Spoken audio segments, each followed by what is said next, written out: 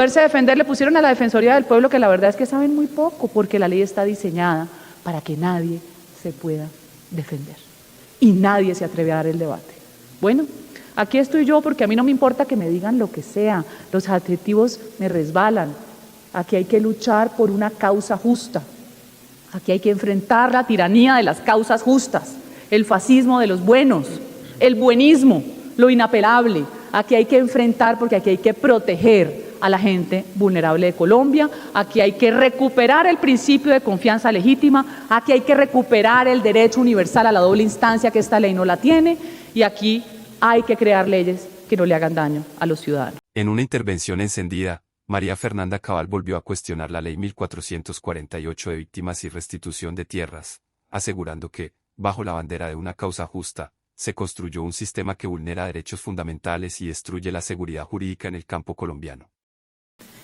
Y la vida, a través de programas sociales que yo tuve, empezó a darme a conocer situaciones que me llevaron a entender precisamente cómo se empiezan a construir a través de necesidades y de causas justas herramientas que terminan siendo depredadoras para la dignidad humana.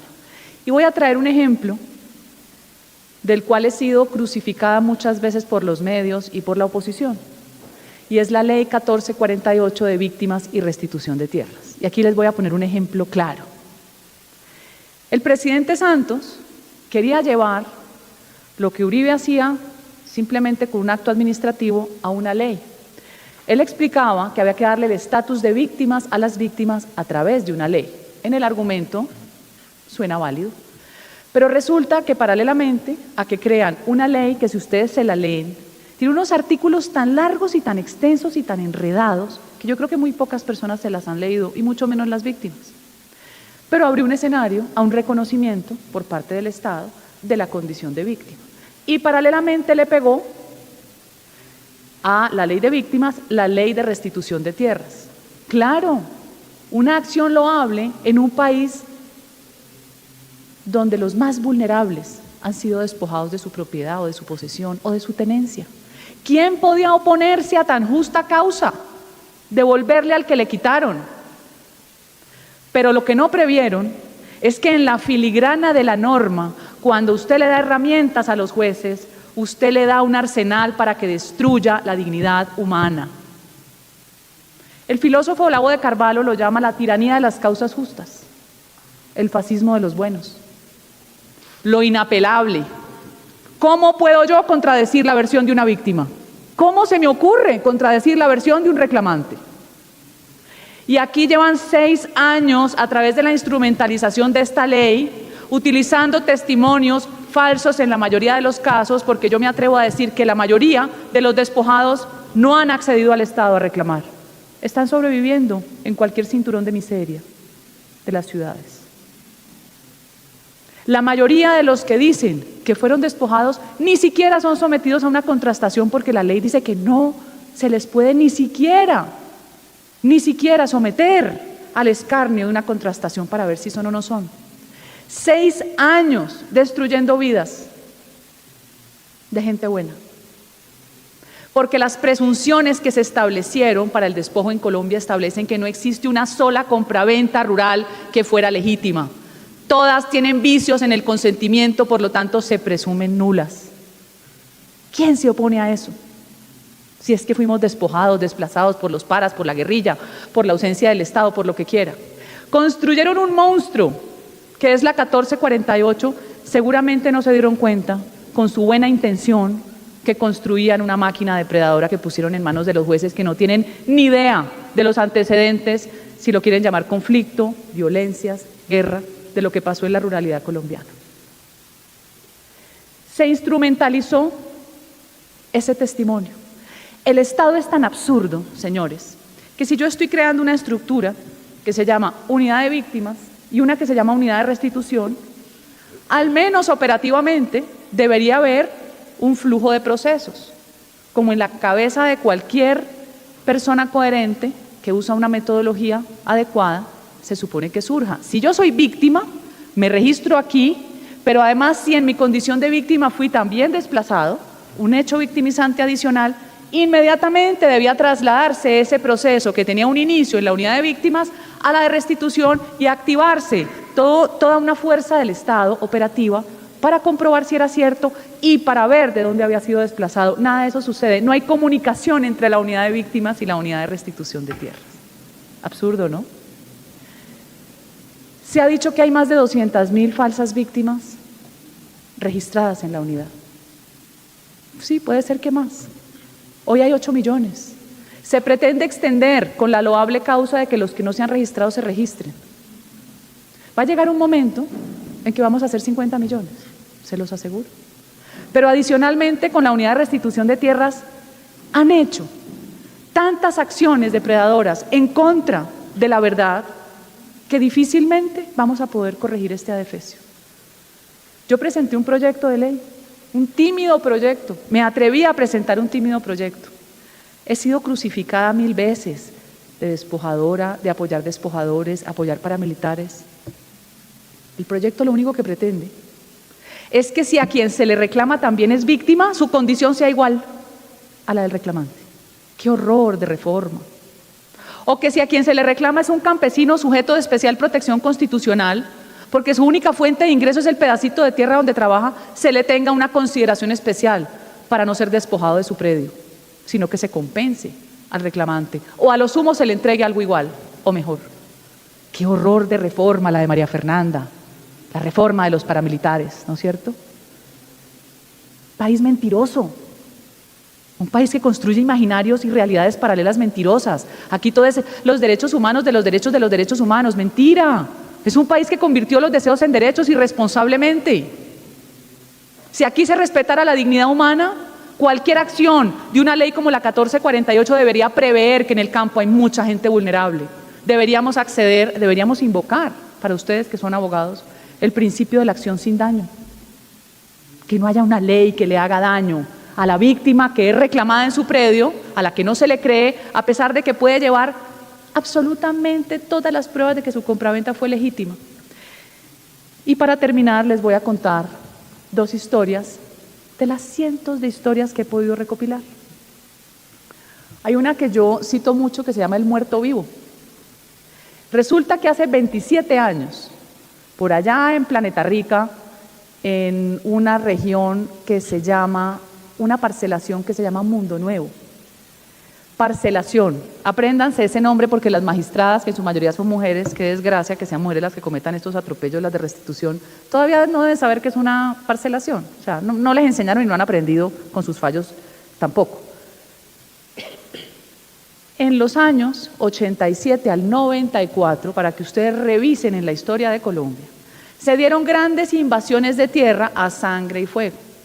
En su mayoría estas invasiones eran realizadas por lo que se denominan frentes populares. Era el ala campesina de frentes del ELN, el EPL y de las FARC. El lema era: la tierra es para quien la trabaja.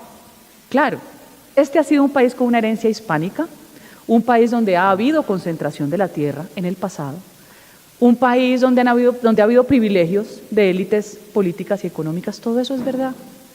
Pero la composición hoy es verdaderamente distinta. Y dentro de las estrategias de la extrema izquierda, la tierra siempre ha jugado un papel excepcional. Pero no porque ellos quieran a los campesinos, porque ellos necesitan el control territorial. Si ellos tienen el control, ellos ganan la guerra.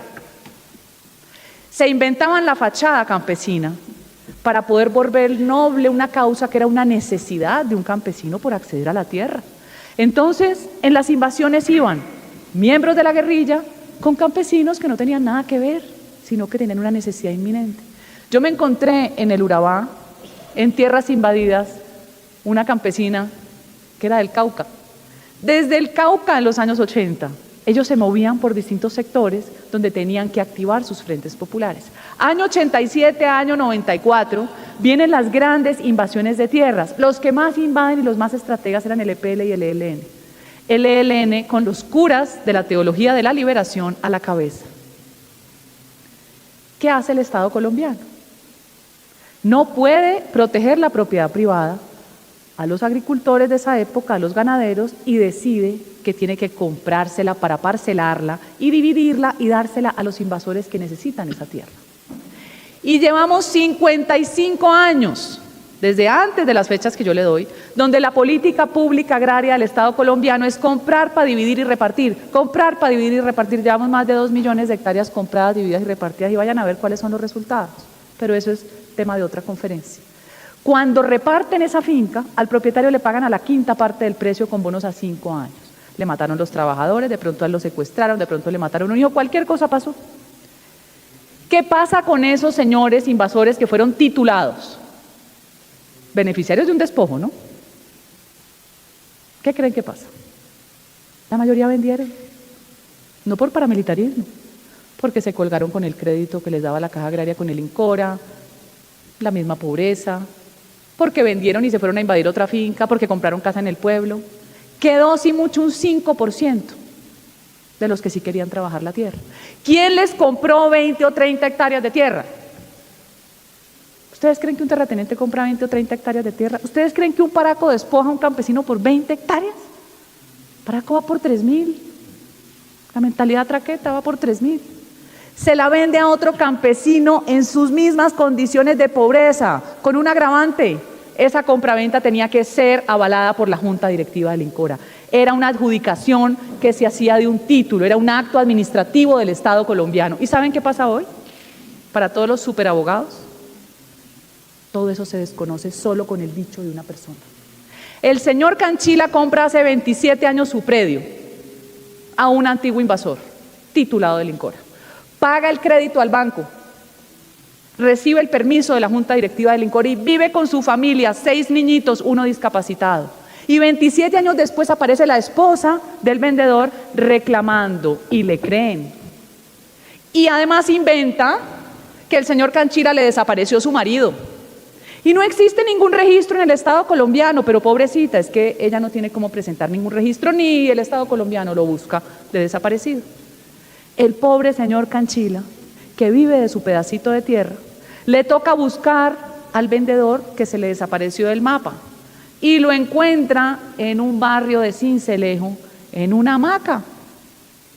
Y le dice: oiga, compadre, mire lo que está pasando, su mujer me está quitando la finca que usted me vendió hace 27 años. Usted me ayuda, me deja tomarse una foto conmigo con el periódico del día, ahí está la foto. Usted me ayuda yendo a la notaría contando que usted me vendió de buena fe, ahí está. Pues presenta todas las pruebas en audiencia frente al juez, a la Defensoría del Pueblo. Y después llega la sentencia de unas magistradas extraterrestres, porque les quiero contar que esta es la única ley donde no hay inmediación de la prueba. Eso no existe. Y además hay única instancia. El juez solo opera para ser un recaudador de pruebas y para mandarlos por allá lejísimos, donde unas señoras que no tienen ni idea, no contrastan, no oyen las partes, y eso les parece bacanísimo y les parece un horror que yo quiera modificar para dar garantías judiciales contra las falsas víctimas o falsos reclamantes. Al señor Canchila le llega la sentencia ordenándole desalojar su predio, habiendo demostrado que estaba vivo el señor y que la señora mentía.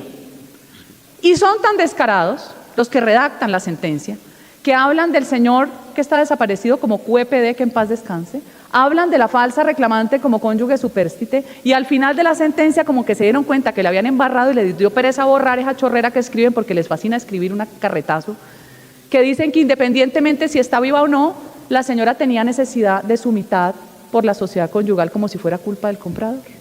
Qué maravilla, ¿no? La verdad es que las facultades de derecho de este país son una vergüenza. Aquí dicen que forman, no, deforman.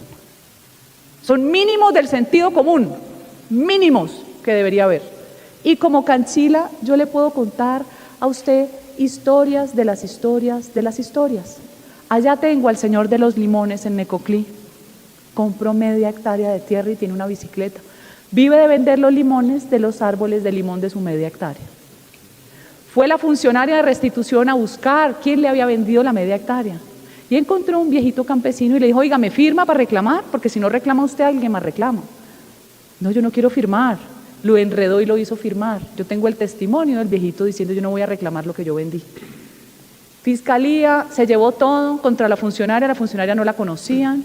Llega la sentencia exigiendo la restitución del predio, o que se lo deja a él como un acto de consideración, pero se le paga al señor que ha dicho que él no reclamó. Y esto es en todo Colombia, y a mí me da una risa cuando todos estos superabogados hablan de la justicia transicional? La justicia transicional se la inventaron para estados fallidos como el colombiano, que no es capaz de administrar justicia. La justicia transicional lo que hace es vulnerar derechos todo el tiempo. Yo estoy de acuerdo que al final un país tan enredado como Colombia los para pues 5 a 8 años y que se quedaran mamando gallo, a la guerrilla cero, y eso es justicia transicional, y no, y vamos, bacanísimo, ¿no? Es que los estándares internacionales, mentira, mentira, mentira, más mentira, y ahí nos van llevando, ¿no?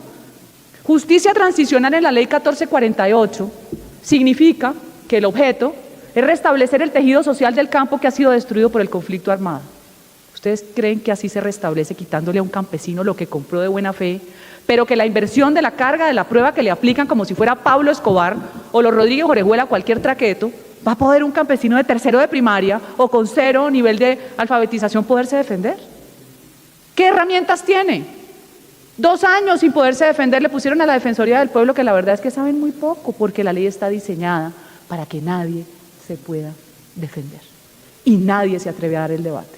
Bueno, aquí estoy yo porque a mí no me importa que me digan lo que sea, los adjetivos me resbalan.